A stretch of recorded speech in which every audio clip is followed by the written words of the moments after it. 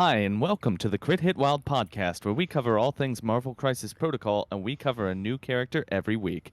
Today, we are doing Baron Helmut Zemo again, and I'm your host, Fred. I'm Brad, and you can't just say again without telling them that we had technical issues last week. And Steven? And I'm Steven. Yes. Yeah. So last week we were supposed to have an episode, and we had one fully recorded for Baron Zemo, and it's gone. It got eaten by the podcast Krampus. I would not call that fully recorded, but right. Yeah. Oh well. We did a bunch of bits. I misspoke the name Zemo a lot. I keep calling him Zero. I may do it this episode, and if I do, everyone should make fun of me.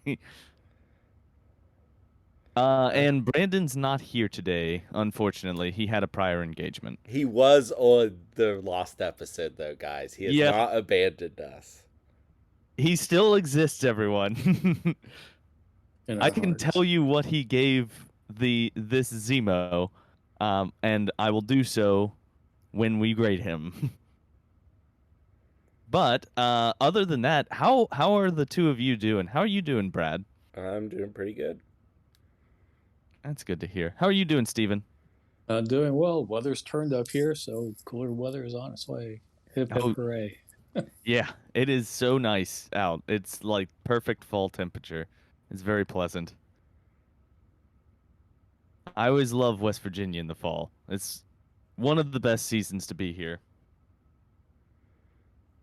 Well, there is a little bit of news that we have to cover. They dropped the official affiliations update, including the all the people in Earth's Mightiest Core set. So we know what everyone's affiliation is officially. And I don't think there are very many surprises. There are a couple things like the new Soldier operative is in the Winter Guard, as well as Avengers, Cabal, Hydra, and Shield. But those were we had a good idea that those were coming. But Winter Guard cut a couple other things too, didn't they? They got Omega Red is now a Winter Guard, as is one of the Black Widows. It's the 2-point Black Widow. The best one. Yeah. Yeah. So that's exciting for Winter Guard players because that gives you 2 more very playable models. Oh yeah, and it gives them 3. Two more. Yeah. It does give them 3 because they did get Winter Soldier. Right. I'll say this: they needed at least one in affiliation 2-point model, and they got it. And it makes sense because she's of Russian descent, so I don't know if she's ever actually technically been in the Winter Guard. I don't know any of the fluff. She has. No. She has. She has? Uh-huh.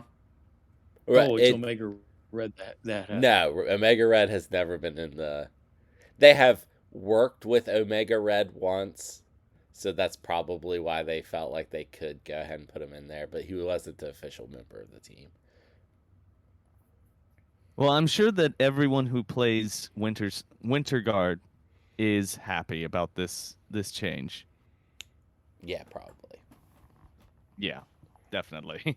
Well, other than that, I don't think that there's any other. I guess Peter Parker, not Peter Parker, Spectacular Spider-Man is not in Avengers. No. Which I think that we all kind of knew. He's Shield and Web Warriors.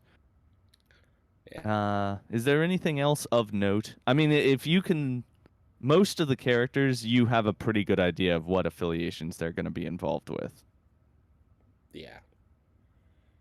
So we don't have to go through every single one. So let's move on to games that we've played recently. So we we talked about games we played recently last week in our lost episode. Uh, and there were some interesting takeaways that are now gone to the ether. So, Brad, do you want to talk about any of the games that you played, or just the good takeaways that you have from them? Yeah, well, the thing is, I played Cyclops leadership for the first time since the change, and it felt really, really good.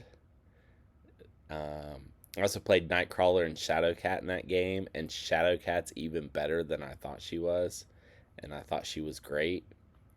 She did Days, Red Skull 2, and the Howling Commandos in the same activation. I mean, that's impressive. Yeah. And I mean, the scenario helped. It was Infinity Formula and cubes, but that Cyclops leadership meant everyone had the power they needed to do whatever they wanted. Well, that's Yeah, not entirely true. Gambit still didn't have enough power. well, yeah, that's Gambit. Yeah. Gambit did not change in the errata, No, he so did he not. is But I still. thought he'd be good with Cyclops. Jury's still out on that one. Yeah, I think he's just in that area where he's maybe just a little bit too good to make better, but not good enough to warrant an errata or to warrant a lot of play, I should say. Yeah. Well, what was your takeaway from Nightcrawler? Nightcrawler didn't get to do a lot in Yeah. that game because he grabbed the middle objective and backed up. Um, but I'm excited to play him some more. Okay. All right. Well, how about you, Steven? Have you played any games that you want to talk about or give the takeaways that you have? Okay. Well, I had 3 games on Thursday. I was playing uh, Gilbert, who's our local, but he went up to Michigan this past weekend for a tournament, which he went 3-1, came in 4th place, and took best painting. So, Nice. congratulations to him. Congratulations, And, Gilbert. and we had some practice games because he wanted to get ready. You know what I mean? So he's Mhm. like, "Well, I might as well play you." So we played 3 games. Our first game we played. Um, he was trying out his compositions, and we did a 20-point scenario. I really can't remember what it was, but I ran Immortal Hulk, uh, Hulkbuster, Ghost Rider, and Wong. Oh So, my oh my goodness. and I went Midnight Suns, so I could use Siege of Darkness with Ghost Rider and Immortal Hulk, and then went from there. And it was pretty terrible. So, um, so once we got into 4 rounds of the game, we re-racked and we did another game. And this time, I did Midnight Suns, and he did Big Boys, but my Midnight Suns came out on top, and that consisted of running a 19-point scenario with Blade, uh, Valkyrie, Iron Fist, Magic, Wong, and Daredevil. Oh wow. Okay. Under. Oh wait, no, I didn't run Midnight Suns in that one. I ran Yeah, because Defenders.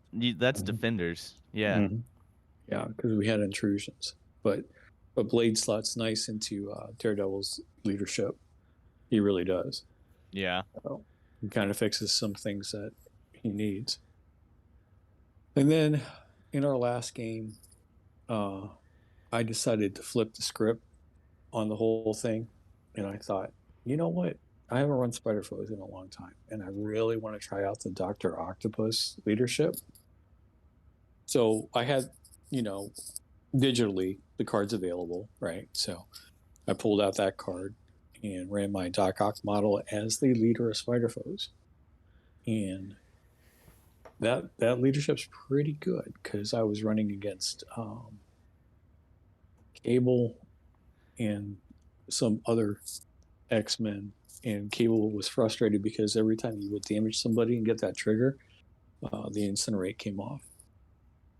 Hmm. So Okay. yeah, wasn't too good. But yeah, I ended up running Doc, Rhino, Venom, Lizard, and Bullseye in that one at a 17 point. Okay. That sounds. 17-point battle. Yeah. Did Doc Ock do the new Doc Ock do anything interesting Oh, on the table? new Doc Ock is fantastic. Yeah. Going from a size 2 to a size 3 throw is is wonderful because, of course, he was running Cable and he had Colossus in his, and he was running Psylocke also, and there was one other person at 17. It had to be another 4. I'm blanking on one right now. I think it was Emma. Okay. And but Colossus came to the middle and he can't be pushed, which is fine. But Doc Ock now throws size 3, which is really, really good to get Colossus off of a point. So it made a huge difference. And his attacks now at 5 dice, there were at least 3 times where I rolled double wilds in that attack, and it was just annihilating people. Oh my goodness.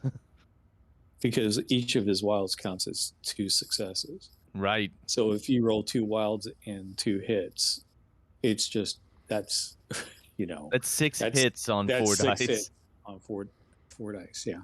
So it's and his reach is fantastic. Now I didn't use his beam at all, but just going through and using what he normally does, he felt quite different, but quite a lot beefier and quite a bit more active in the game. Well, that's good to hear. I'm glad that that's the case. The only downside is that he can't use the well-laid plans. But I And wasn't otherwise, running Goblin. well, yeah, but I mean, this particular one, I think it's just a better model, just in general. And that's the only downside to this model. I don't think people will have a hard time deciding which leadership they want to use because I think they'll default to this one pretty quickly. Oh yeah, it's just more useful than Well, Green Goblins. it powers you up um, a whole lot more by other people attacking you and removing those conditions. That's that's money. So, Yeah, yeah, it is. so Uh, how can you get better? and before I let you go, you mentioned that you played Blade also. What were your feelings on the changes to Blade?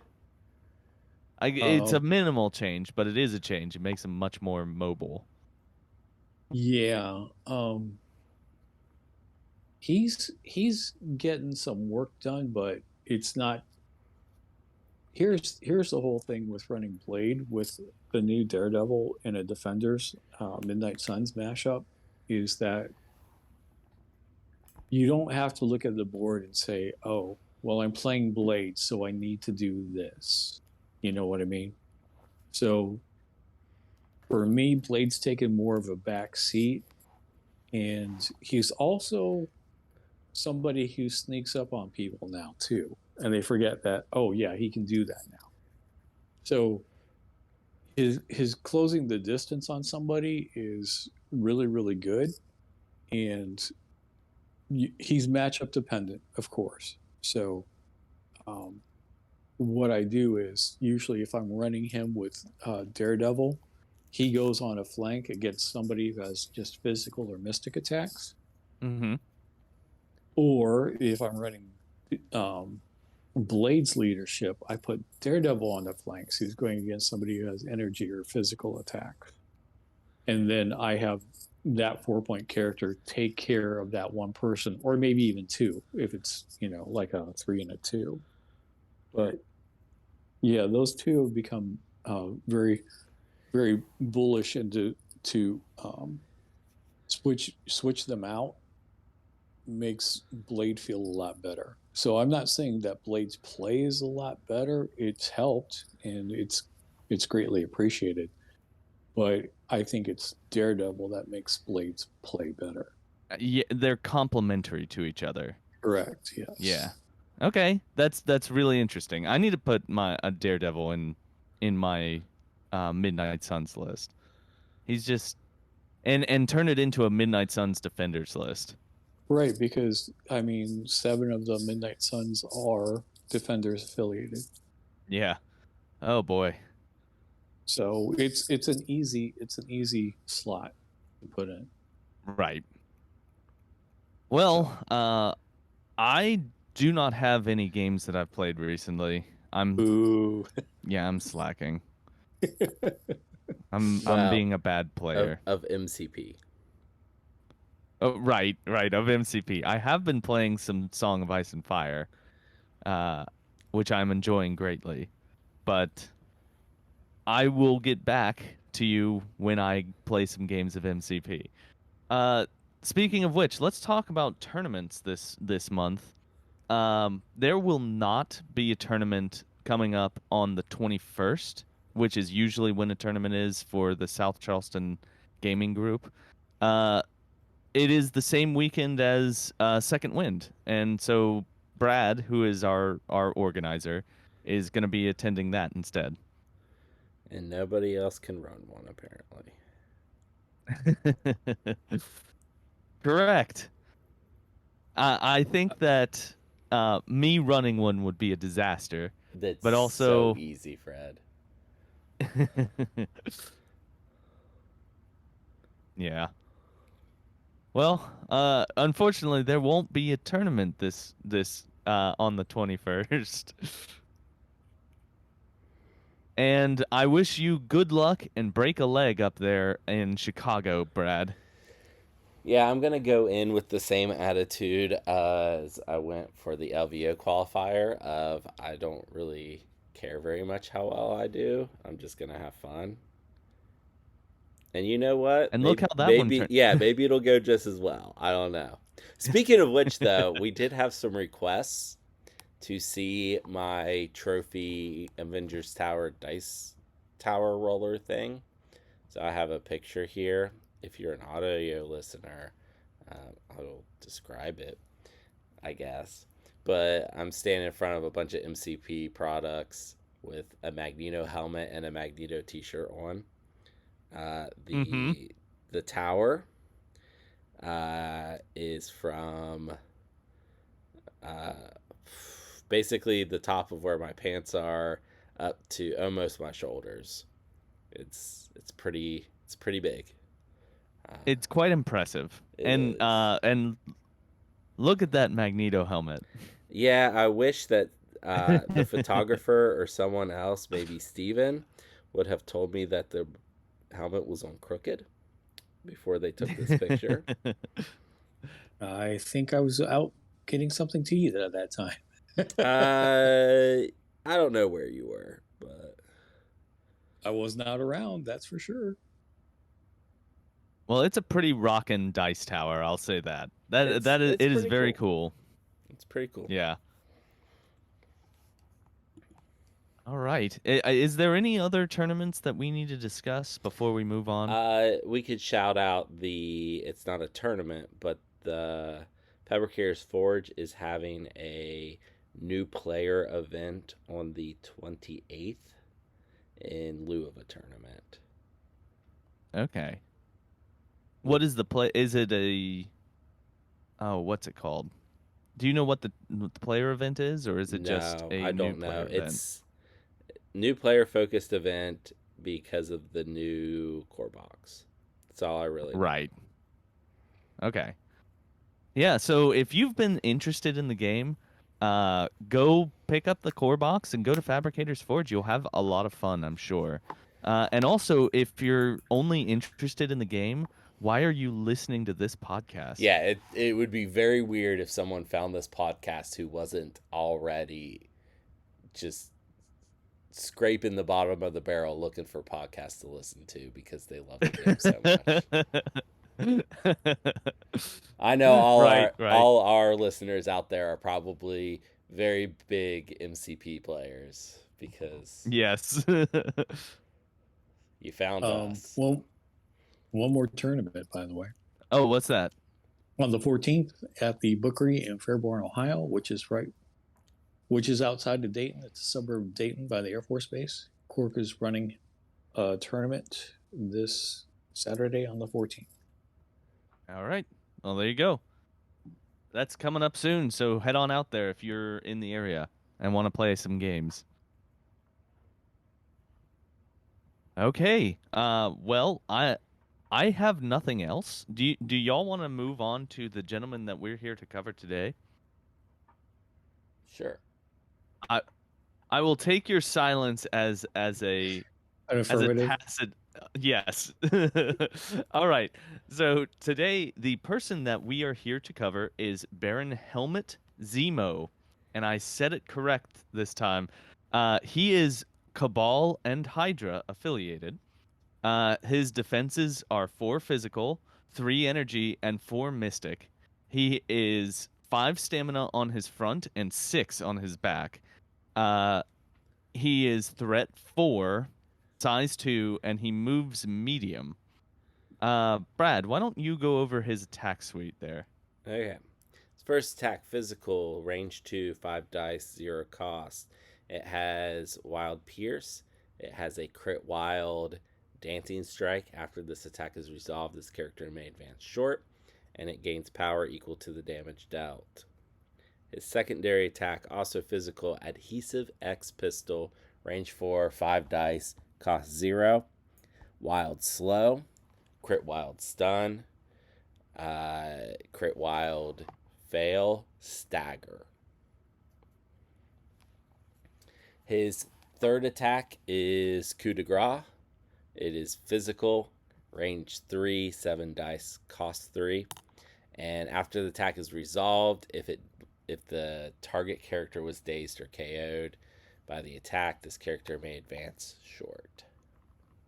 Okay, and Steven, why don't you go over why don't you go over the rest of the card? Okay, so he is a leader. Army of Evil, affiliation Hydra. When this leadership becomes active, add 1 Hydra or unaffiliated team tactic card to your unused team tactic cards, to your available team tactics cards. It may be played this game. Additionally, once each turn, after 1 or more allied characters pay power to play a team tactic card, choose 1 of the characters that paid power to play the card. The chosen character gains 1 power. He has an active superpower called Quick Step. It will cost him 2 power. If this character is not holding an objective token, it advances medium. The superpower can be only used once per turn. He has an innate superpower, Master Duelist. If this character makes a sword strike attack against a character it has already made an attack against this turn, add 2 dice to the attack roll. And last but not least, another innate superpower, Strategic Genius. This character and allied characters within 2 of it may re-roll 1 die in their attack or defense rolls. All right, and that is Baron Helmut Zemo. Uh, okay, so let's talk a little bit about what we're seeing here on this card. My first takeaway is that he's clearly meant to be a mobile hitter. Like he's extremely mobile. He has a lot of triggers that create additional movements, and he has a superpower that he can just make a move, which is always a useful thing to have on a character.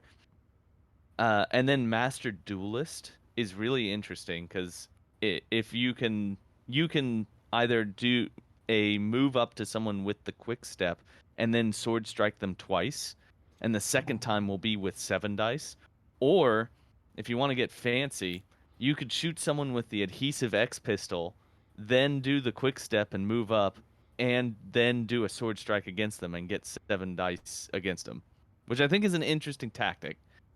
Uh, But let's also talk about his adhesive X pistol.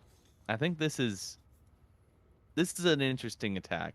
Uh, Brad, what do you feel? What do you think about this? It has the ability to give out slow, stun, and maybe even stagger if you roll well enough. Uh, or well, bad enough for stagger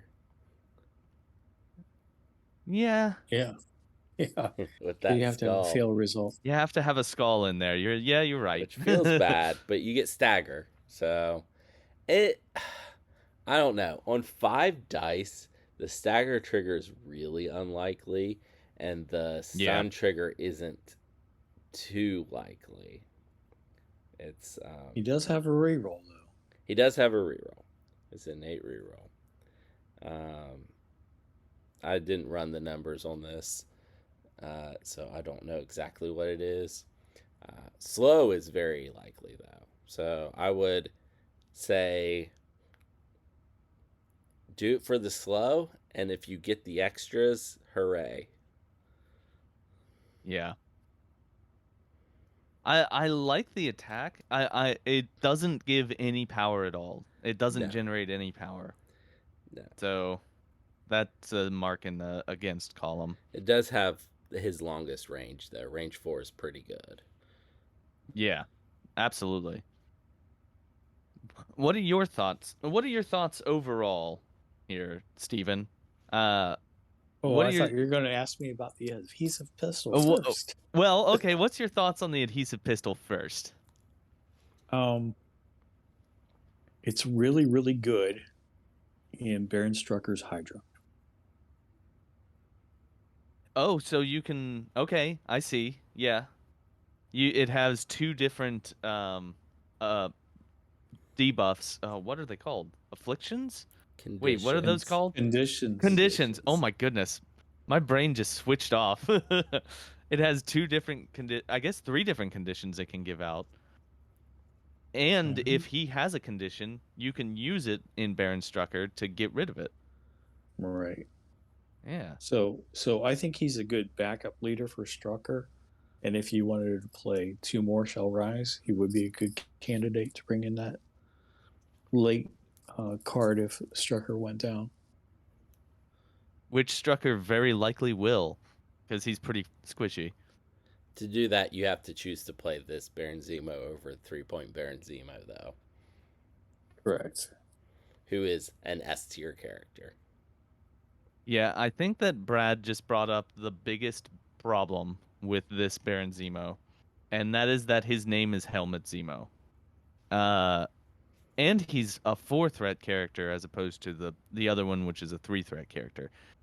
I think that uh this there's a lot of cool tech on this card, and I think that none of it is as I think he's not as killy as the 3 threat version of this model.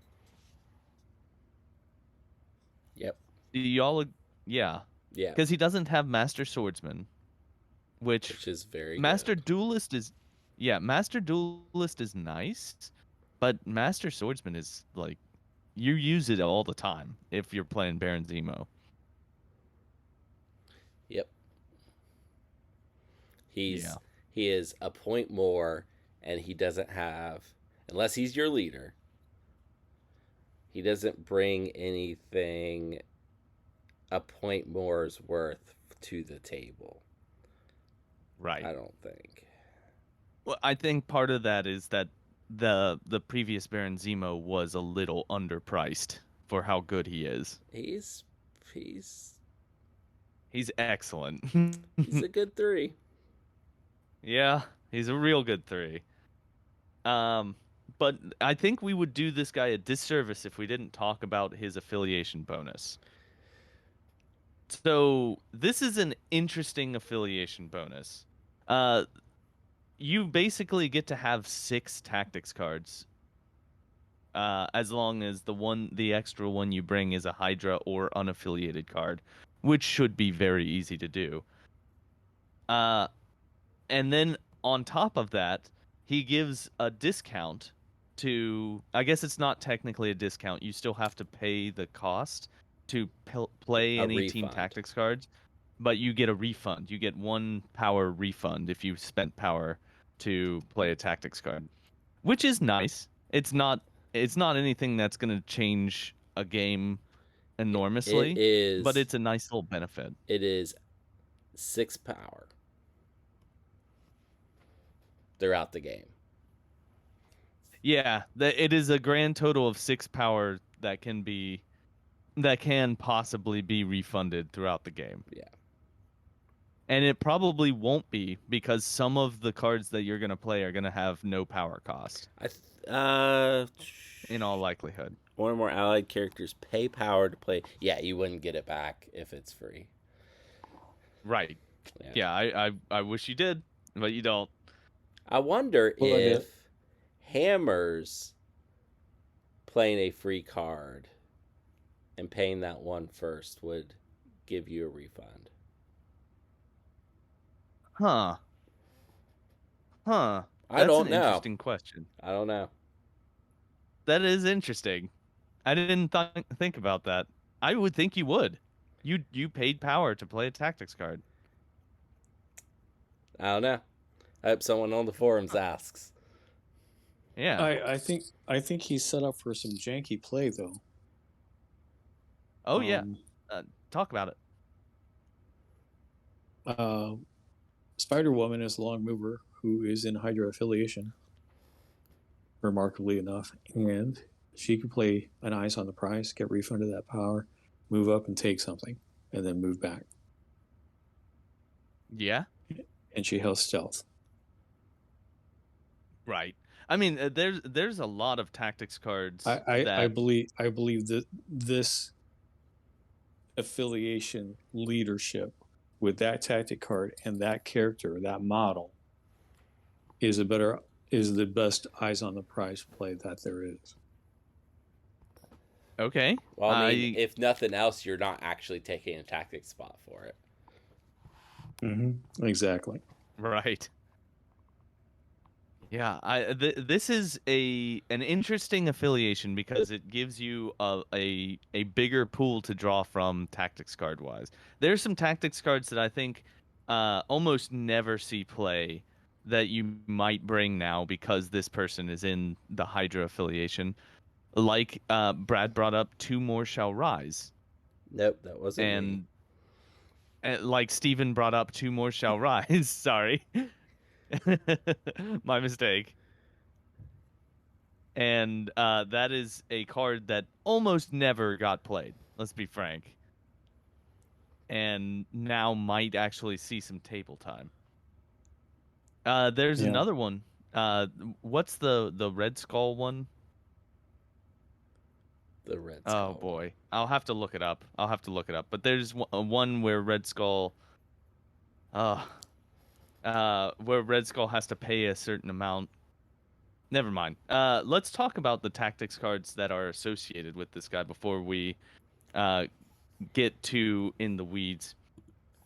So he has a tactics card that comes in the new starter kit, and it's called I Am a Baron After All. It is an unaffiliated active tactics card, and Helmut Zemo may play this card during his activation. He gains one of the following effects. During the next attack made by this character, this activation, during the modified dice step of the attack, Helmut Zemo may re-roll a number of attack dice equal to the round number.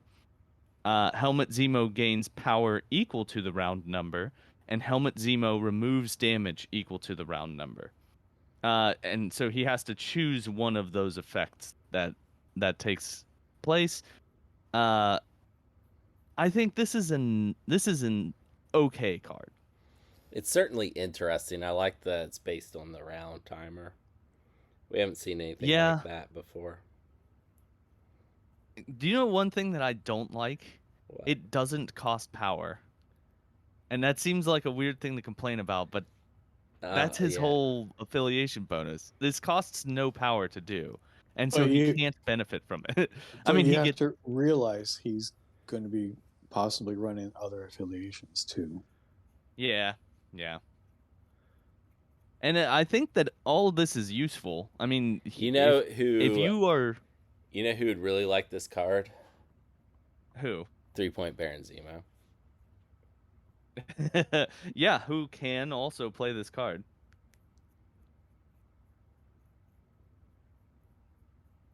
I think it's just a little bit.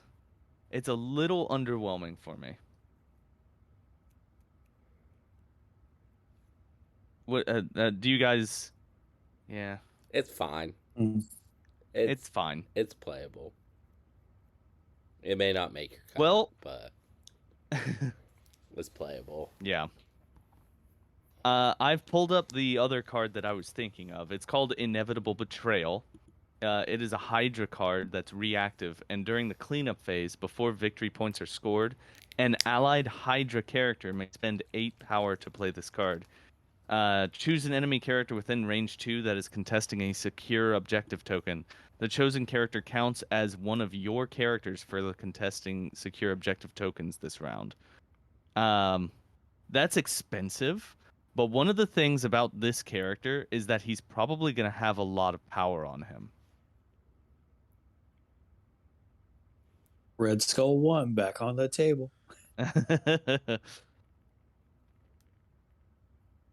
I feel like that's it's the kind of card that this card never got played very much. It is an interesting effect, but 8 power is a really steep amount of juice to get. But it But is still, it could change the course of a game. It could win you a game. It's basically a And 2-point swing. well, which is no, it can be even more actually in Hydra. Oh, it Because can think of that. it can be Think of more this. in a All regular right, so game you have too. say you have 4 points, right? And you control 3, except for that one character is standing by, and all of a sudden you pull an inevitable betrayal. On top of that, you could play a world domination. yeah, absolutely. That's Can the you play world combination. domination in the cleanup phase? Because isn't that when you play this card? You can, it says if you control all secure objective tokens, and it's active. It's actually active. So it has to be during one of your activations, so you can't play it Yeah. during the cleanup phase. Oh, Yeah, you're darn. right. It's Scornergy. It doesn't work together. Oh no. Yeah. Also, it says I have World Domination open. It's Hydra and it says active, but it's spelled ACTVE.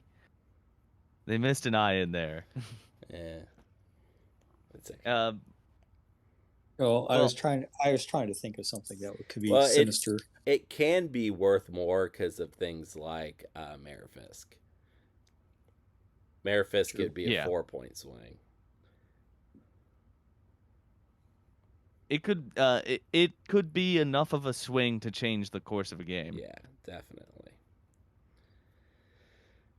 And or on Gamma, if you do it on the back point, it Yeah. could be a That's a 2-point swing or a 4-point swing. 3. Well, this game doesn't, we're not scoring 16 on the first round, right? It's all through little paper cuts, right? Right. So It's like football, a game of inches. mhm. Yeah. Those are some short football players.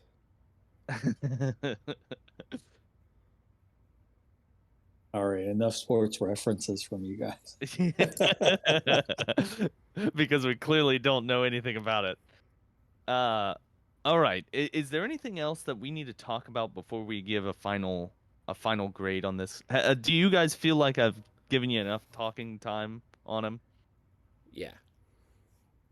Well, yeah, I mean, the thing I don't understand is that people think that Killmonger is good, right? For what he Yes. does.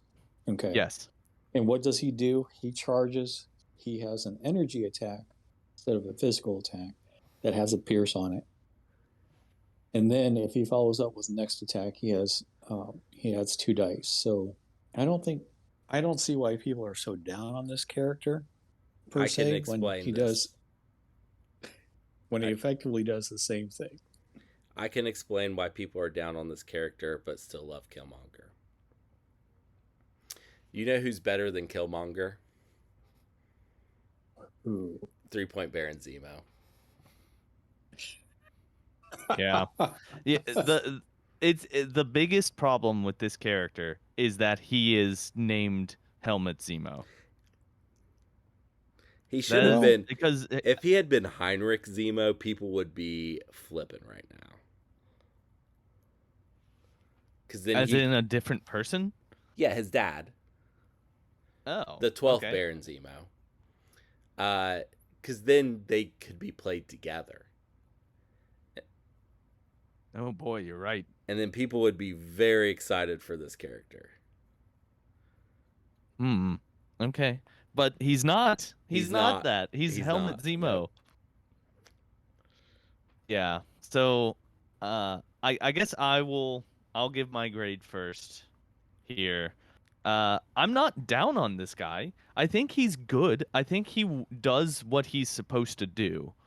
I just feel like he's competing with other 4-point models in a very crowded field. And on top of that, his name is bad. His name hurts him more than anything else. And for those reasons, I'm gonna give him a B minus. What about you, Steven? What are you going to give Baron Zemo? well, I'm a little bit higher than you because I always value a leadership at least. Mm-hmm. So I'm going to go with a B plus. Okay. How are you doing, Brad? What are you doing over there? I'm pretty on board with you, Fred. Like, completely playable character. Just pales in comparison to his twin. B minus. Yeah. And I believe that Brandon was lower than us. I believe that he gave him a C, C if my plus. memory I think serves. it was a A C C plus. plus? Yeah. Okay, okay. Well, in our lost episode, uh, it was a C plus from Brandon. So that's our take on Baron Zemo, Baron Helmut Zemo, I should say, the new one from the new core set. Uh, are there any comic books that feature Baron Helmut Zemo, Brad? There sure are. In fact, in an episode that you can listen to on the original Core Box Baron Zemo, I gave some recommendations. And I have some today. Well, I think I have one. Because he doesn't get spotlighted very much. So, today I have all new Captain America 1 through 6. This was the series by Rick Remender and Stuart Immonen, where Sam Wilson first takes over as Captain America. And his main antagonist in this story is Baron Zemo. This is also probably the most successful Baron Zemo ever got in the comics. He takes over an entire country. He's the leader of the Masters of Evil. He's a high-ranking person on the basically the board for the High Council. That's what it's called on Hydra. Mm-hmm. And it definitely looks like he's just gonna beat Sam Wilson. He even kills an important character. Oh So goodness. yeah, he's winning. So This is the Empire Strikes Back of comic books. yes, very much so. Yeah. Okay. All right. That sounds like a pretty good comic. Yep. That's why I picked it. Do you have any others? Nope, that was it. That was it Okay. Okay. for this one. If you want Uh, more Baron Zemo, go listen to our other episode. Everything we said about Baron Zemo in that episode is still true. yeah. And Steven, Do you happen to this? I'm kind of springing this on you because we don't have Brandon.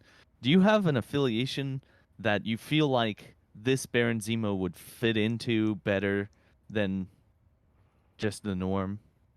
You mean where he's not affiliated, of course. So, Right, right. um,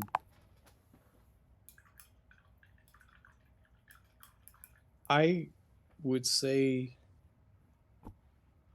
he's. I mean, if you don't have anything, that's fine. I kind of sprung this on you. How about the new Daredevil? Okay, actually, you might be right. Because he has his own reroll, right? Yeah. He gets rerolls from Daredevil. He might be really really stellar there.